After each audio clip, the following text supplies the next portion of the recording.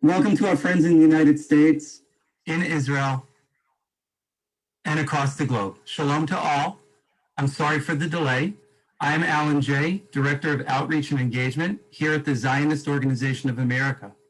On behalf of ZOA and our partner organizations, Yesha Council, My Israel, the Shiloh Forum, and Arutz Sheva, I would like to welcome you to the final installment of our 4-part mega event series in support of Judea and Samaria. Today's presentation is entitled The Importance of Judea and Samaria to Israel's Security in the Light of Changing Dynamics. All microphones except for those of our panelists will remain muted for the duration of the program. After the panel presentations, there will be a Q&A session. If you have a question for our panelists, please post it in the Zoom Q&A feature found in the middle bottom of your screen. Miri Maoz Ovadia is the International Desk Director of the Binyamin Regional Council and has been a spokesperson for the Yesha Council since 2012. She has hosted hundreds of international delegations throughout the region and has been responsible for various projects focused on advocating for the Judea, Samaria, and Binyamin communities. In fact, Miri is no stranger to ZOA. You may recognize Miri as she has graciously helped arrange and appeared this past August in a ZOA Sovereignty Special event, an amazing virtual tour of ancient Shiloh, which was a truly inspiring program. Miri and her family live in the beautiful community of Nivei Tzuf, which is in the western part of the Binyamin region. Miri, thank you for all you do for the Binyamin region, for the Yesha Council, for Israel's sovereignty, and for being a great friend to ZOA. The program is all yours, Miri. Thank you, Alan. Good morning, USA, and good evening, Israel. Welcome to all those joining the 4th meeting of the Judea and Samaria virtual mega event. This conference has been organized in conjunction with the Yesha Council, ZOA, Shiloh Forum, and My Israel. Today's gathering is also in conjunction with Habitchonistim, an organization composed of thousands of officers and security professionals in Israel, dedicated to promoting pro-Israel national security. We're here today with you via Zoom, as well as on the Facebook pages of the organizations and on the Arutz Sheva English website. I'm happy to be here and to host today's event. My name is Miri Ovadia, and I'm the International Desk Director of the Binyamin Regional Council. Like Alan mentioned, I'm broadcasting here today from the community of Nivei Tzuf, located in the west of Binyamin, which is where I live. This is the 4th and final meeting. The Judea and Samaria virtual mega event was even more successful than we had anticipated. When we started organizing it, our goal was to provide our friends in Israel and abroad with information and the real facts in order to avoid manipulations by organizations actively opposed to the settlement movement or by the media.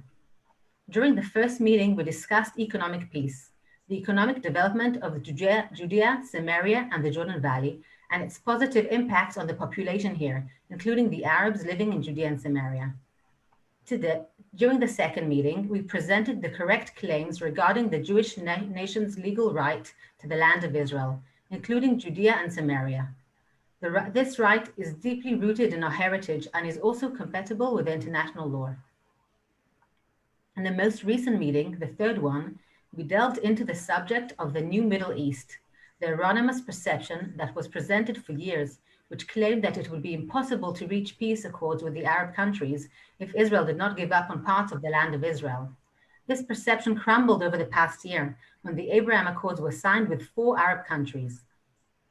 In the light of the success of the past few weeks, with hundreds of online viewers and thousands of viewing Facebook and Arutz Sheva, we added this event today. In this 4th and final meeting of the mega event, we will address strategic security issues in the region. The previous events featured several elected officials, such as Israeli President Reuven Rivlin, Knesset Speaker MK Yariv Levin, Ambassador Gilad Erdan, Minister of Diaspora Affairs Omer Yankelevich, ZOA President Morton Klein, Yesha Council Chair David El-Khayani, and many more. The last 3 events are available for viewing on the Yesha Council's YouTube channel. The link will be posted below. It is important to send and share these links with your friends and family so that they can also learn the facts and see what is going on in our region. The topic of our gathering today is relevant to everyday lives of all Israeli citizens, as well as the future of the State of Israel.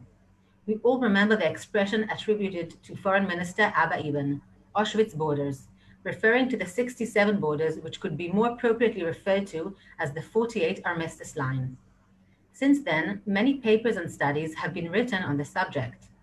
Today, we will attempt to clarify the importance of the Israeli presence in Judea, Samaria, and the Jordan Valley to the security of the region in light of changing reality on the ground. We will address the threat of ballistic missiles, the nuclear threat from Iran, Hezbollah, and its rocket system from Lebanon, the rocket threat of Hamas in Gaza Strip, and even the peace accords in the Middle East with other Muslim countries in the region. It is important for us to note that our historical and legal right to this region is not a subject to appeal, as we discussed in previous events. Nevertheless, we are interested in reinforcing these claims from a security perspective that is relevant to the everyday lives of every citizen in Israel, in the Middle East, and even in the entire Western world. We are now going to hear opening remarks on this important topic from MK Naftali Bennett, the former Defense Minister.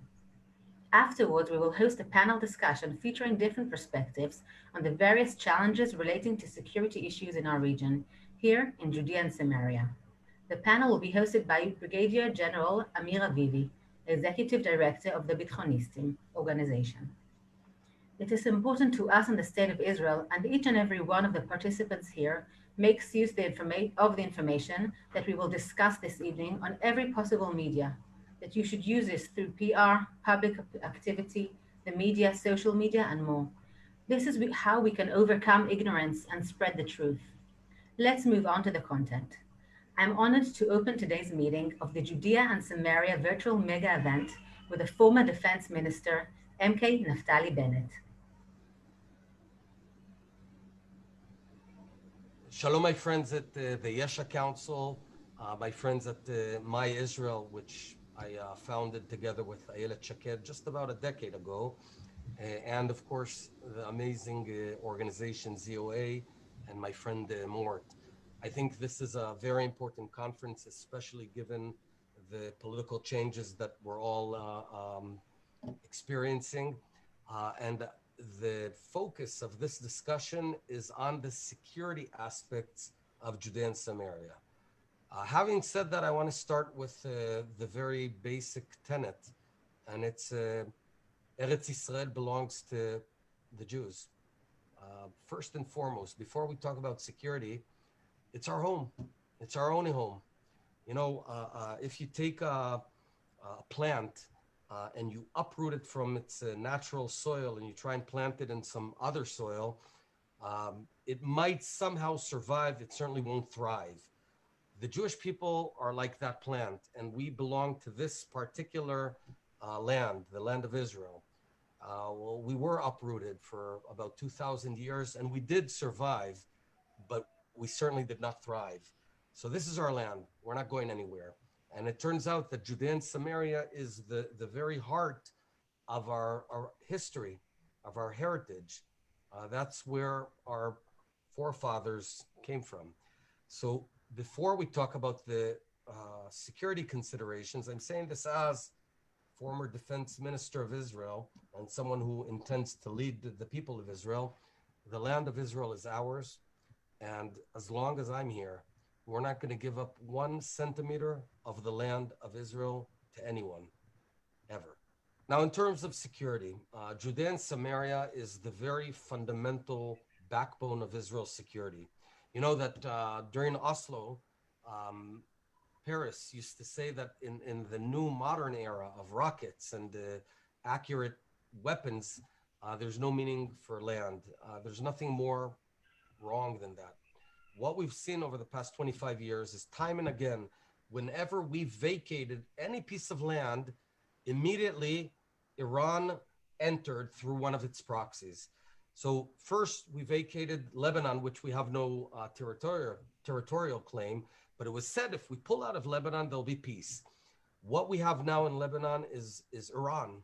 A strong point of 200,000, almost 200,000 rockets that are targeted at homes, businesses across Israel from the very piece of land that we handed over back to Lebanon. We also tried it in Gaza. We pulled out of Gaza, and it was supposed to have brought peace and quiet. What happens is Iran entered through its proxy, Hamas and Islamic Jihad, and now we have an Iranian front point just minutes from Ashkelon. And the third time we tried it was in Judea and Samaria itself. You know, we handed over Judea and Samaria to the PLO back in the 90s, and they turned it into a base for terror, for suicide bombs. They killed roughly 1,600 Israelis. I remember that period. It was horrible. It was horrible. People were dying left and right. So the reality is, any piece of land that you don't hold in this region, immediately you get Iran internally. Now, one might say, you know what? But so we can retain military presence, but we don't need the civilians there. It doesn't work. You might view Jewish presence as sort of the bloodline of security. Where there's no citizens, ultimately there's no soldiers. Where there's no soldiers, you get our enemies. Because what happens, Judea and Samaria right now is a very peaceful region by and large.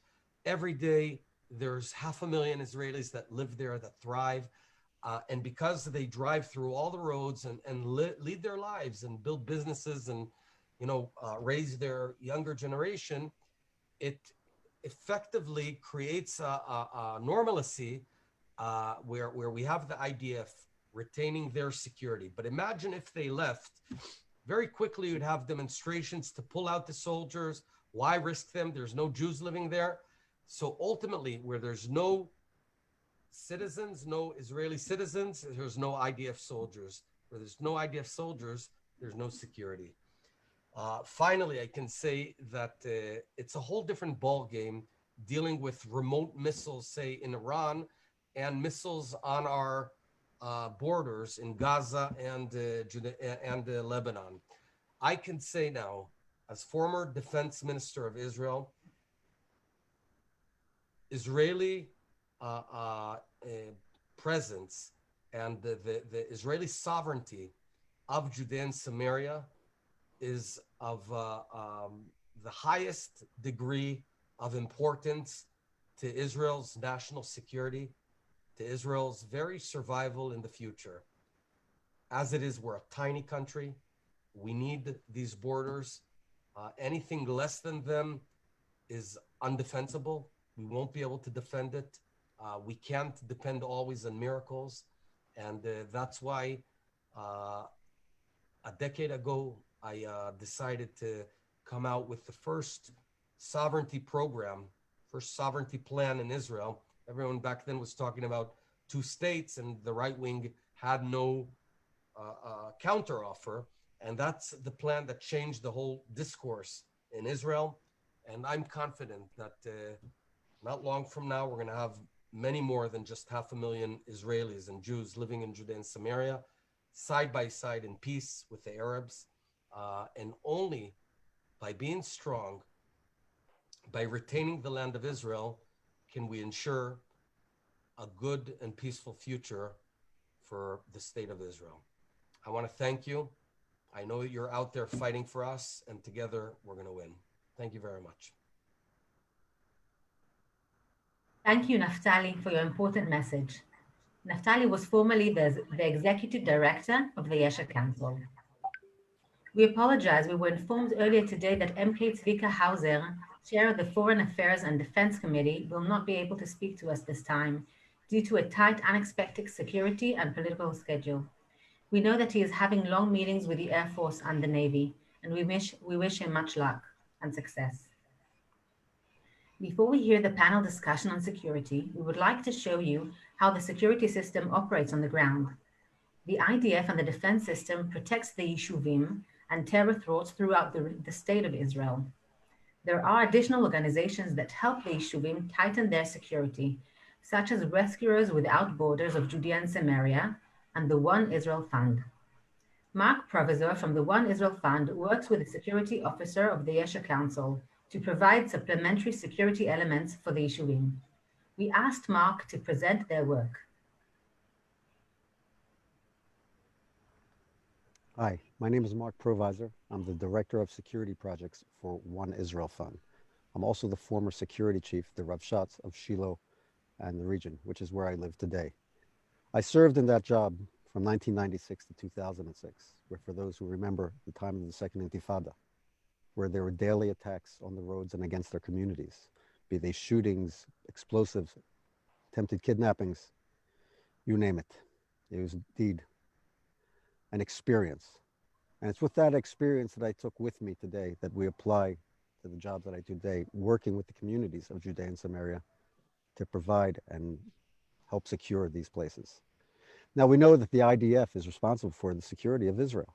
Indeed, we see them on the roads doing their jobs, catching terrorists, stopping attacks, doing what they can.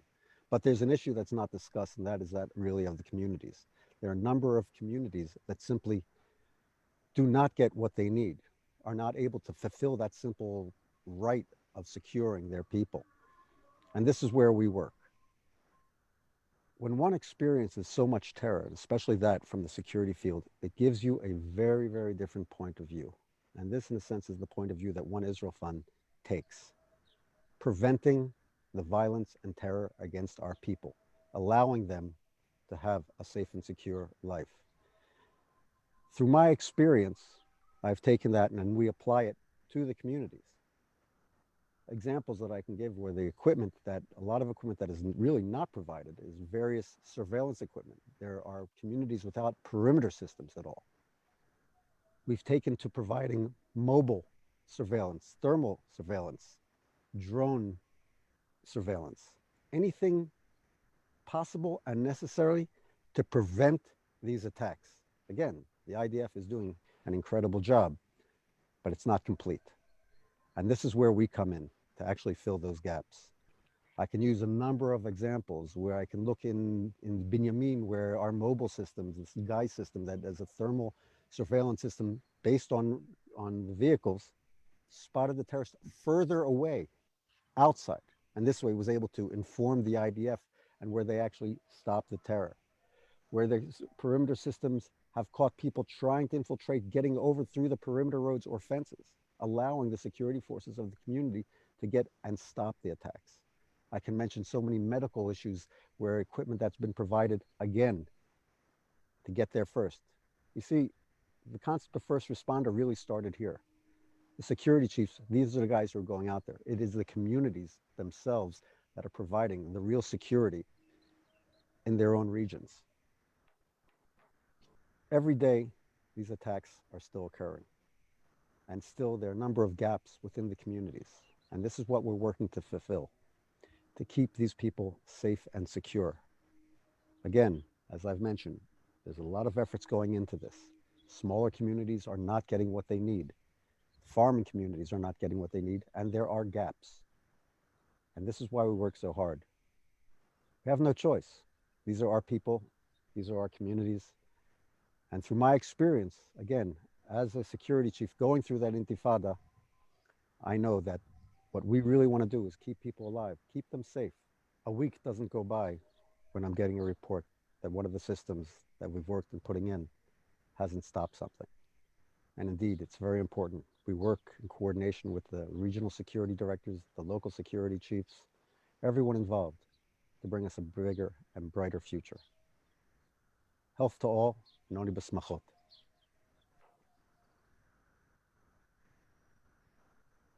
Thank you, Mark. And as a young mother raising 3 children here in the region, I want to thank you and all of One Israel Fund who work so hard to make sure that we here can feel safe and secure in the region. We will now begin the panel discussion in which the security challenges will be presented from a few different and interesting angles. I would like to invite Brigadier General Amir Avivi, founder and executive director of Habitchonistim movement, to present the movement's approach and perspectives and to host the panel on the topic. Thank you very much. Good morning to all our friends in the USA and good evening to our friends in Israel. My name is Amir and I'm the founder and director for Bitchonistim, Israel's Defense and Security Forum. Bitchonistim is an organization and a movement which aims to educate, influence, and shape the narrative about Israel's strategic national security needs in order to ensure a secure Israel for today and for generations to come. Bitchonistim were founded in 2020. The organization has experienced explosive growth since its inception, with a membership that consists of over 1,800 high-ranking officers, commanders and operators from the IDF, Mossad, Shin Bet, the Israeli police, as well as some of Israel's leading academics and researchers. We offer an authoritative voice of reason, thanks to our highly experienced military and security professionals who promote a realistic vision of Israel's national security needs based on objective military principles that can meet any future risks to Israel. Our members are proud Israelis who love the Jewish state and the Jewish people and are willing to do all that is required to defend and secure its future and to share our knowledge and conviction. Today, I'm honored to host a wonderful panel which will deal with the main national security issues concerning Judea and Samaria. In the panel, we'll be hearing from Advocate Nitzana Darshan-Leitner, President of Shurat Adin and author of the book Harpoon. Advocate Leitner is involved in international lawsuits against terror organizations and the countries that assist them, as well as tracking the big money that finances terror.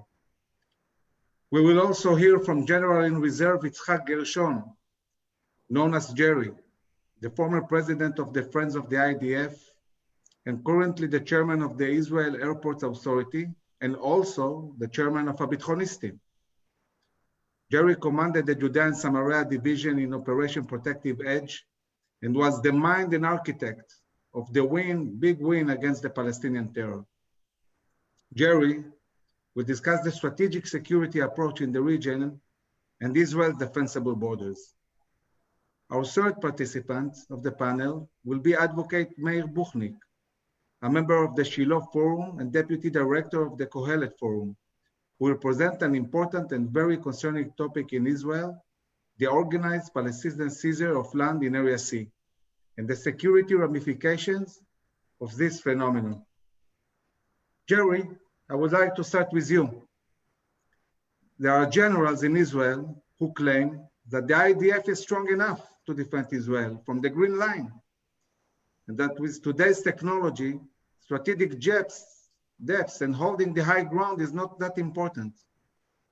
They also claim that the main threat is losing our Jewish identity and that the Jewish towns are a burden. How do you respond to these claims? Good morning, good evening. First of all, I would like to thank you, Amir, and for the introduction. And first of all, I would like to thank you all for all that you do for the state of Israel to protect Israel's interests and Israel's security worldwide, and especially here in the region.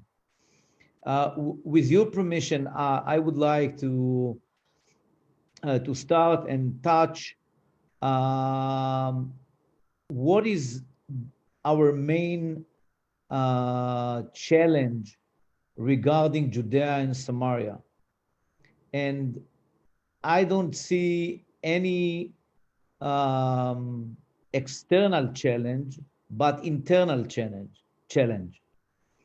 And it is all about the internal debate regarding the future of Judea and Samaria. This is from a strategic point of view.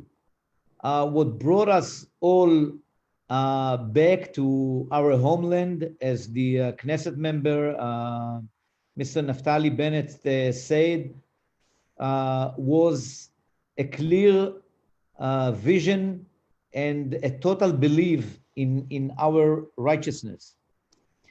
And today, the Jewish people, especially Israelis, don't share the same vision, and there is an internal debate regarding the way to put an end to the Israeli-Palestinian conflict. This internal debate weakens our position worldwide, and especially, or in particular, with the Palestinians. I wouldn't talk about the last 25 years, the whole changes in the world and in the region, but answering this question, I would like to focus on the current situation where 100% of Gaza should have been under the Palestinian Authority, but is under Hamas, a terror organization by all means. Most of the Palestinians in Judea and Samaria, actually 97%, living in what called, according to the Oslo Agreement, in A and B territory, meaning living under the Palestinian Authority. Talking about security, I would like to remind you that the main request of Yitzhak Rabin during the process of the agreements, if he was worried about anything, is to make sure Israeli security will be protected. What we got is Iranian front in Gaza, and in Judea and Samaria, after we were willing to give 100% of the territory, we got a second intifada planned by the chairman of the Palestinian Authority, planned and orchestrated by Yasser Arafat, where 1,300 Israelis have been killed during this intifada.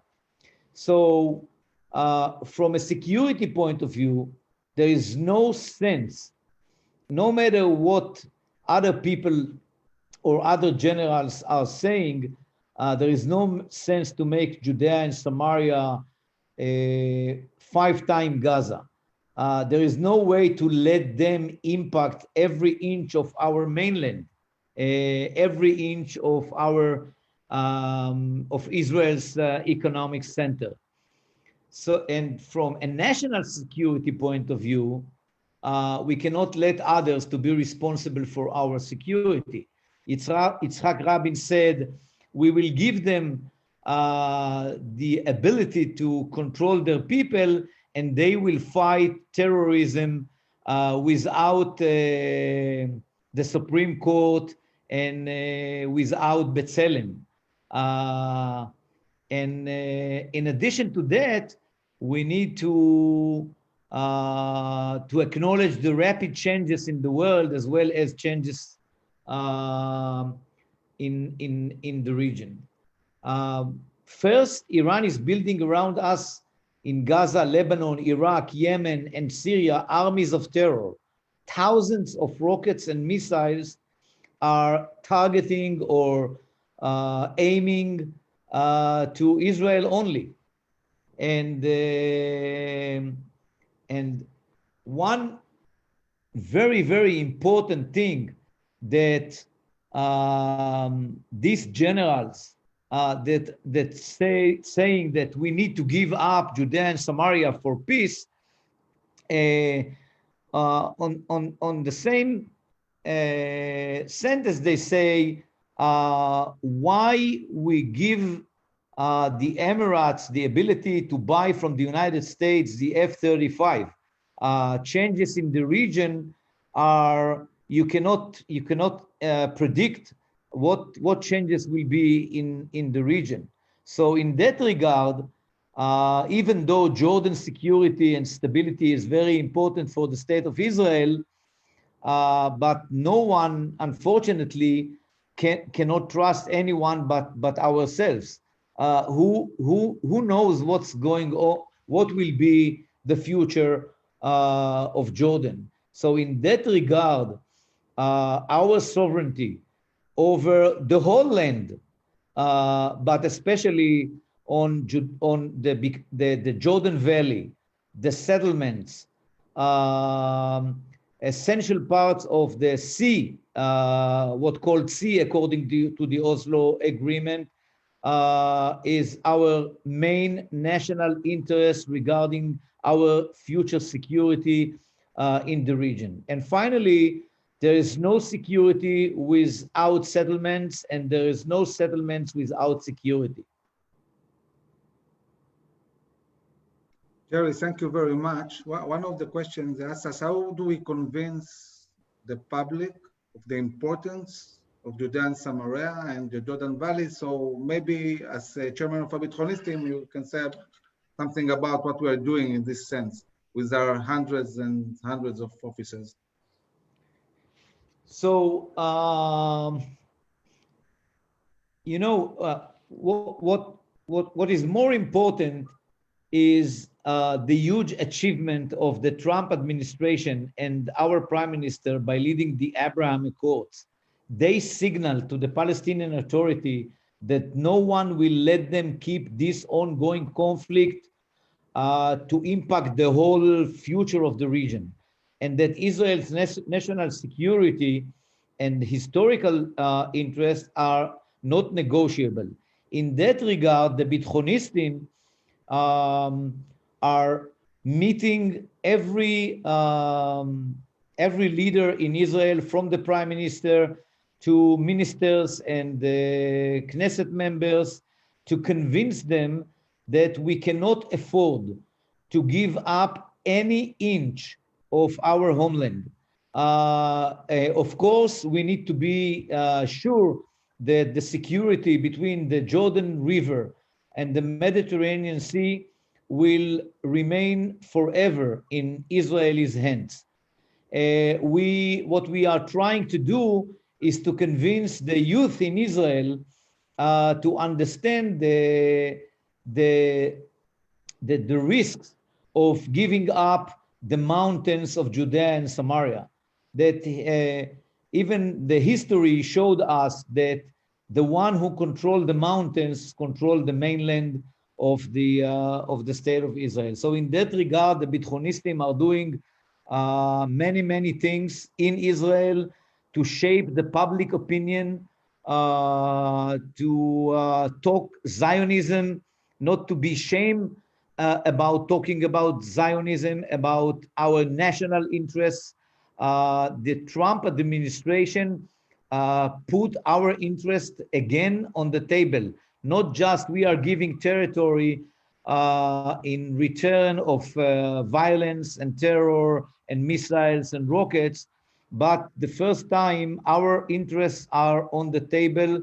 And as long as we insist to achieve these interests, this can accelerate the peace process. If we show tiredness, if we show that we are not willing to fight for our homeland, the other side will continue to ask more and more. And the other part that the Bitchonistim are doing these days is to try to convince the Biden administration that it is very dangerous for Israel to go back to the agreement with Iran, and it's not good for the region as well. Thank you very much, Jerry. Nitzana, you have been dealing for many years with the money that is directed to terror. What's the current situation? How much money today is invested in terror, in incitement? And more important, how is it impacting things on the ground in Judea and Samaria today? Thank you, Aviv, and thank you for all these great organizations. They invited me to speak and to organize this 4-chapter series on this important issue. Good luck to you all. It's really important. Maybe, you know, Gary finished with the US administration changes, and I will get into the payments in a moment because it's part of the new administration's demand in order for the Palestinians to come back into the negotiation with Israel and to receive funding from United States. We see that now with the new administration, the Palestinians want to feel that they are back in the game, whereas the previous administration created a different formula in which they did not consider the Palestinians part of the game in the Middle East. You know, they cut serious funding to the PA, they cut serious funding to UNRWA, they moved to embassy to Jerusalem, they announced that Israel is allowed to build in Judea and Samaria, they brought peace agreements with Arab countries without the Palestinian issue. And even in the end of their term, they threatened to take actions against the International Criminal Court in The Hague if they go after Israel. So all these changes in the administration bring the Palestinians to believe that perhaps now there will be a new wind coming from the White House. The first condition of the State Department to give money to the Palestinians is actually to stop the pay-to-slave policy, where you asked about. And right now, the Palestinian is paying $300 million a year to the prisoners who are sitting in the Israeli jail and to the families of the suicide bombers or whoever other terrorists that were killed in the course of their work. The State Department, in order to give money to the Palestinian, demanded to stop this policy. We know the Taylor Force Act that obligates the State Department to cut this funding, the $300 million from any budget given to the Palestinian Authority. So the PA is trying now to create all kinds of mechanisms to avoid payments to terrorists. I recently heard that they are building a charity in Jordan where they will find a charity and the charity will fund the prisoners and the families. I'm in court against the Palestinian Authority on a daily basis. I have cases in Israel, in the United States, and the issue of payments to the terrorists is always brought up to prove liability on the Palestinian Authority, to prove that they actually confirmed, approved, authorized the terror attacks before they happened and after by paying the terrorists. So the defense of the Palestinians in this regard is that these are social payments. There are welfare payments. They are not, say, gratitude for terrorism. They are not rewards for terrorism. They just payments to poor families in the Palestinian Authority.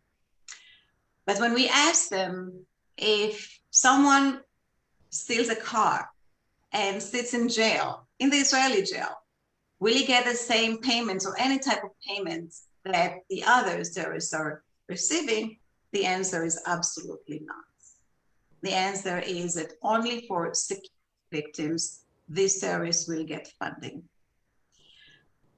So now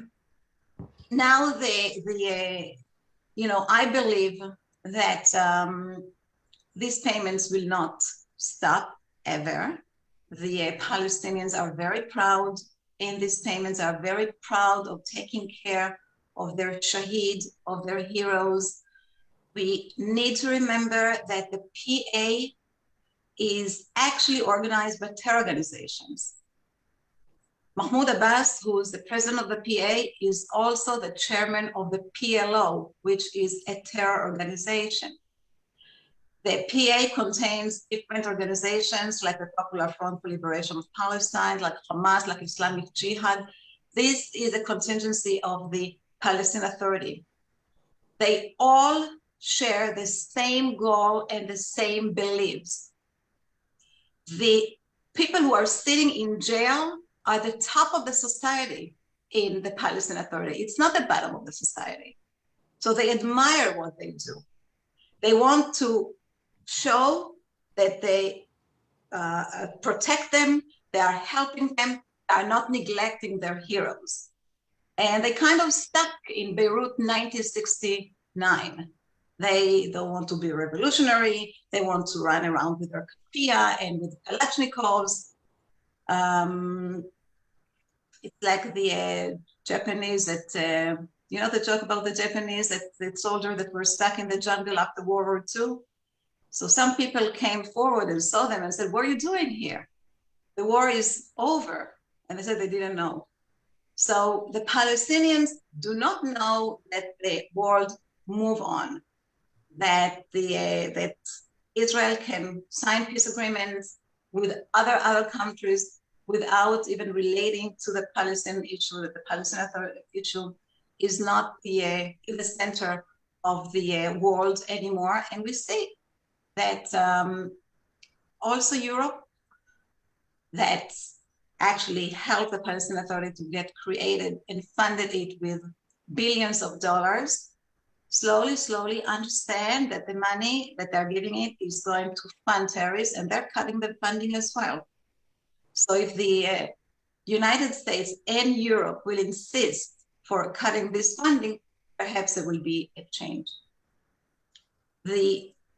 Would like to just touch upon the elections that are going on in the Palestinian Authority, or the plan for the elections, because this is one of the terms that the United States also put before the Palestinians.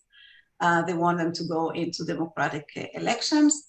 And as we all know, Mahmoud Abbas does not want these elections. He's afraid to see the same picture from 2006, the same pictures of Hamas winning over.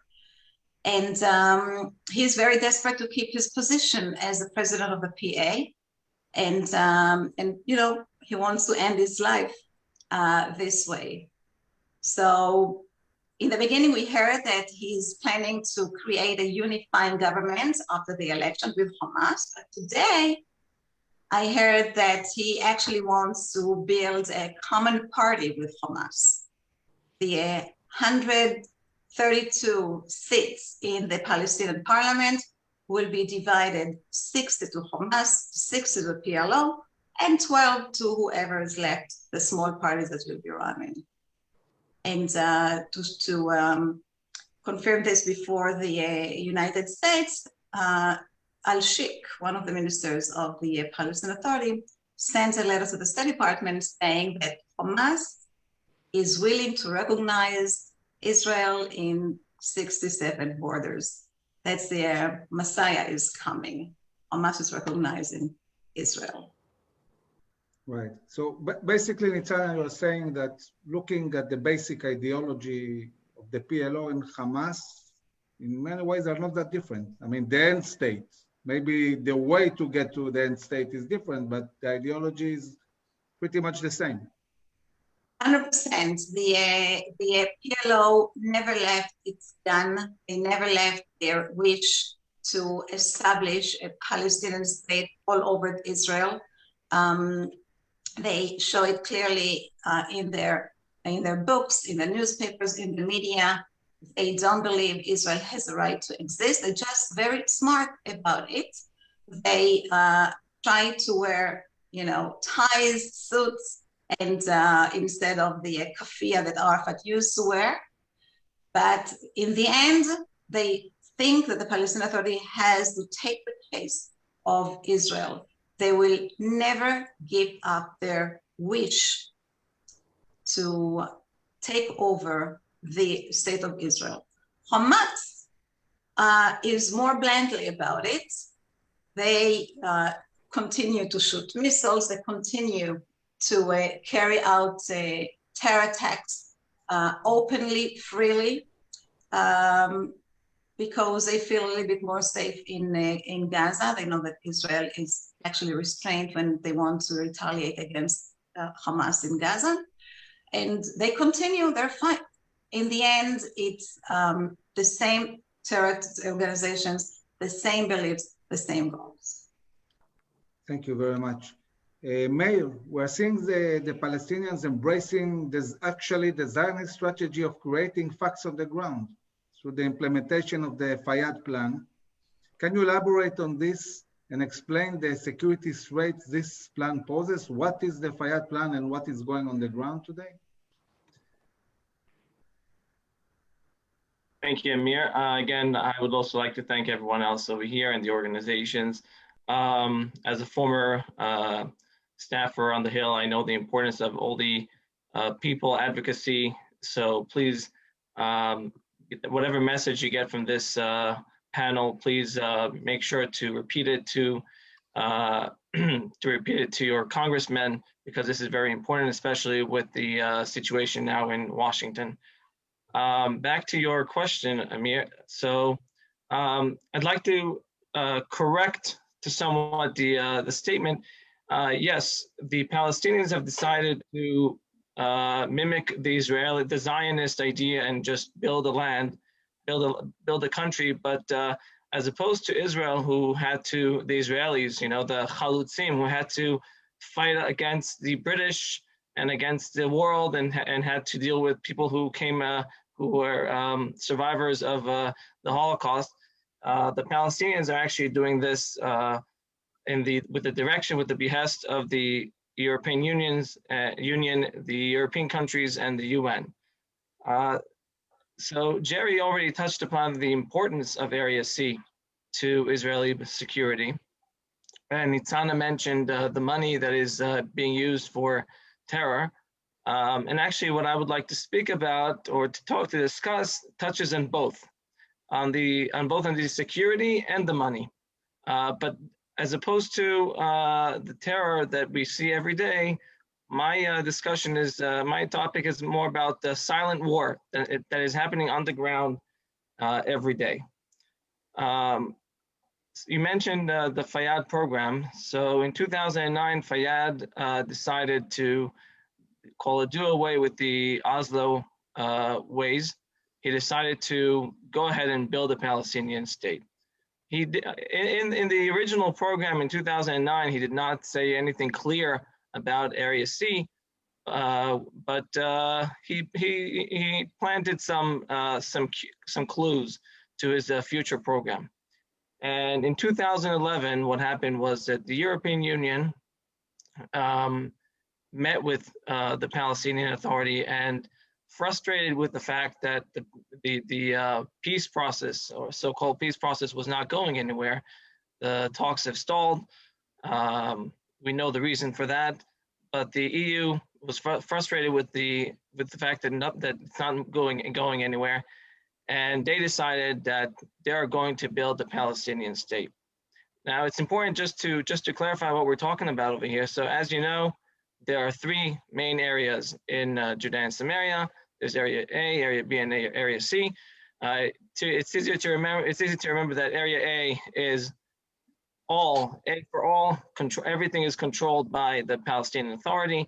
Area B, if you want, is by, that means that the civilian administration is done by the Palestinian Authority, but the security is done by Israel. And C, if you want, that's the Israeli control. That's where Israel has control over security and administration. Now, back in Oslo, the idea was that Israel holds these areas, Area C, under its control, because that, whether you like it or not, the idea was that this is what will be negotiated. The land of Area C, whether it's for security reasons, whether it's because we believe that it's actually our land and we should keep as much as possible, or maybe everything, but that was the idea. The idea was that Area C is what we're going to negotiate. The EU decided that it's no longer interested in negotiations. They were going to build the Palestinian state in Area C. And the goals, the objectives of this program were very clear. Number one is create Palestinian land continuity for that Palestinian state, which means obviously that to block off the Israeli continuity. And number two was grab as much land as fast as you can. Those were the main objectives of this program, which is, just so we understand, this is an ongoing program. It started in 2011, it's still going on and still happening now. And the means to reach this are, not to get into too much details, but are threefold. Number one they decided that they are going to enhance the Palestinians' capability of planning and zoning. One of the claims, long claims about the Palestinians was they didn't have strategic view or comprehensive view of what the Palestinian state should look like.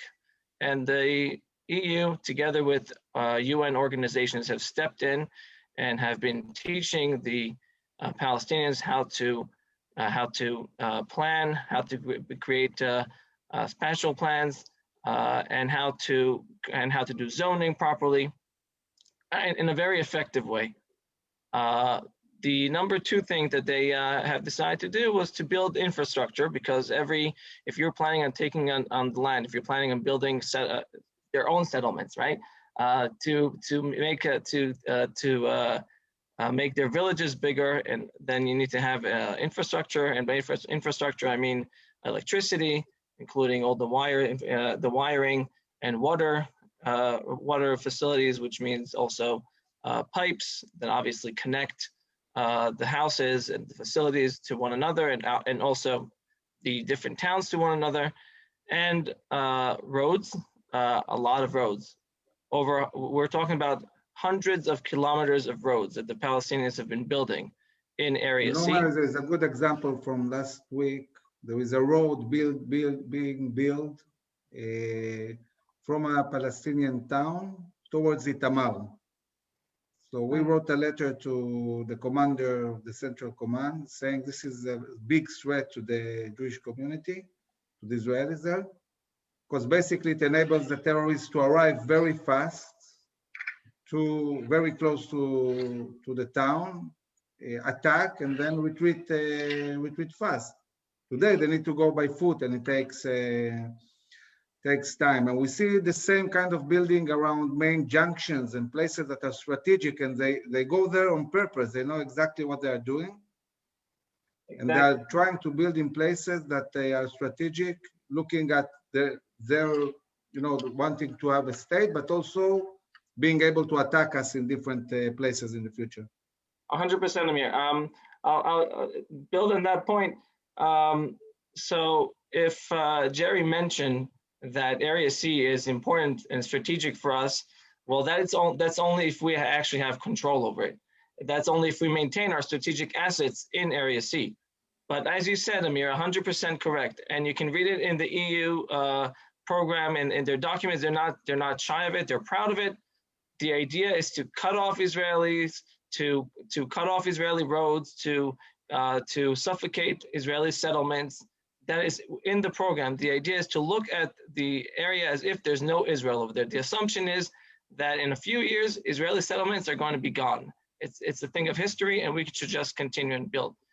But, and it's very important to understand there's a lot of money going into this. We're talking about hundreds of millions of euros that are going into this. This is EU money, this is UN money, and this is also European countries who are volunteering. We're talking about UK, we're talking about Germany, about especially France, who's been building a lot around Hebron.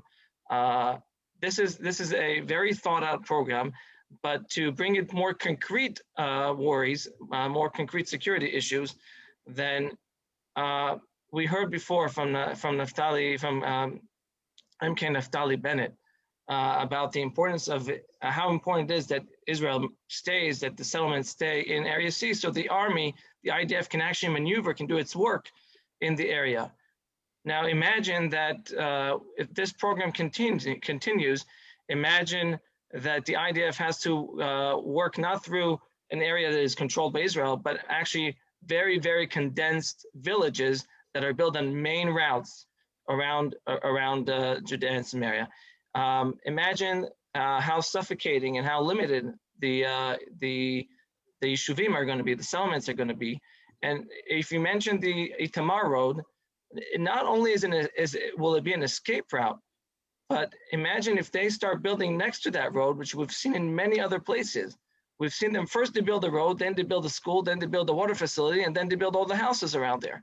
That means that we're going to be seeing Palestinian houses right next to Itamar, and that will just make the life of any terrorist who wants to attack settlements not only in Itamar, but all over Judea and Samaria. Much easier. And just one more point on this that's very important to say. As far as the EU is concerned, we're not talking about now talking about what we consider Area C. The EU and the UN, the Palestinians are talking about East Jerusalem as well. They're planning. Israel already proclaimed its sovereignty over Yerushalayim, but the EU doesn't view it that way, and they've just been planning their own idea of how Jerusalem is going to be looking, what Jerusalem is going to look like in the next decade. Thank you very much. Now, when people talk about Judea and Samaria, many times I feel like many people are stuck in the 90s or the 80s. They don't realize how much our neighborhood has changed with the Abraham Accords, with the fact that the Arabs acknowledge that they need Israel today to confront Iran, and they are less interested in the Palestinian issue. This gives us opportunities. Jerry, maybe you can tell us, how do you see the future? What are our opportunities and what are our threats, talking about Judea and Samaria and the Palestinians? Either way, the simple answer to what's going on today in the sea area is to bring as soon as possible 600,000 or 1 million Jews and settle them in the Jordan Valley and in sea, and strengthening the whole settlements in Judea and Samaria. Each of the settlements is very, very important for our future. But as I said in the beginning, I'm not afraid of what the world is saying, even though it's very important to understand it and to deal with it. I think our internal debate is the main obstacle to move forward. And, if I can say, the other side, which are our brothers, they play with terminology. The elephant in the room, as far as they are concerned, is that we want to annex the Palestinians to the state of Israel. And our terminology is that we would like to apply sovereignty over the territory, over the Jordan Valley and most of the sea area and the settlements. The answer to to annex the Palestinians, any Palestinians, is absolutely no. However, it's not that simple to fully separate. They can live their life. They can be responsible for their life. But as independent entity, but they must accept the idea that we will never put our security again in their hands or in others' hands. It means the security between the Jordan River, as I said before, to the Mediterranean Sea will be forever in Israel's hands. If I would like to say it again, if we want to accelerate the end of this conflict, we need the right government in the end of this month. A government where we can impact, when we can be more influential regarding especially the steps that Israel will take in Judea and Samaria. We should put our interests cut and clear on the table. this is the way to accelerate the end of this conflict. As long as the Palestinians would think they can achieve more through our internal debate, or to understand that we are tired from the ongoing violence, no peace will be seen in the region in the nearest future. So this is why the Bitonistim movement is very important, not just to be counterpart to other generals in Israel that may be tired from the conflict, tired from wars. But if you don't have a vision, if you don't have a mission statement, which is to protect the homeland of the Jewish people, this is what brought us here. You don't have any good reason to live your life. So in that regard, even though I am not consider myself as a religion, but a religious, but I'm very, very Jewish. I would like to see a government where we would apply sovereignty over most of the territory between the Jordan River and the Mediterranean Sea. This is not for the next 5 years. This is for the next hundreds years, for generations to come. This is our responsibility for our future generations. And this is the most important part in the security of the Jewish people, because this is the homeland of the Jewish people. It's not just the state of Israel. Thank you, Jerry. You remind me of the great book, Major General Gershon Cohen, a friend and a member, wrote, which says, what's nationalistic about national security? And there is no national security for the people of Israel. Without patriotism, nationalism, Zionism, Judaism, without spirit, no tank and no airplane can solve the security issues and take care of our future. And this is why what you're saying is so important. So my friends, we're about to wrap this up in a few minutes. So please, Nitzana and Meir, last comments, and then we'll say thank you to this wonderful audience we had today. Please, Nitzana. Well, just wanted to mention that sometimes in the course of my work, I meet with the Palestinians. And sometimes the idea of a Palestinian state comes up, and most of them tell me that they don't even think about Palestinian states. You know, that all they want to do is to live peacefully, quietly, with economic stability. They just want to work and provide for their families. They don't care about the state. And perhaps there is a way to put it in their mind that a state is an outdated idea from the last century. Indeed, after World War II, a lot of states were created, Lebanon, Syria, even Israel, Morocco, all that stuff, but there was a need maybe.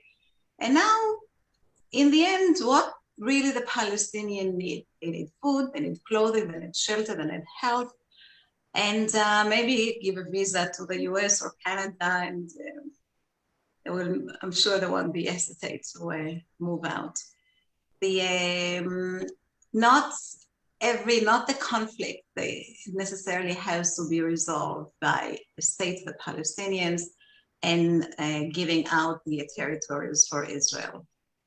Indeed, I agree that it's time to apply sovereignty on Judea and Samaria.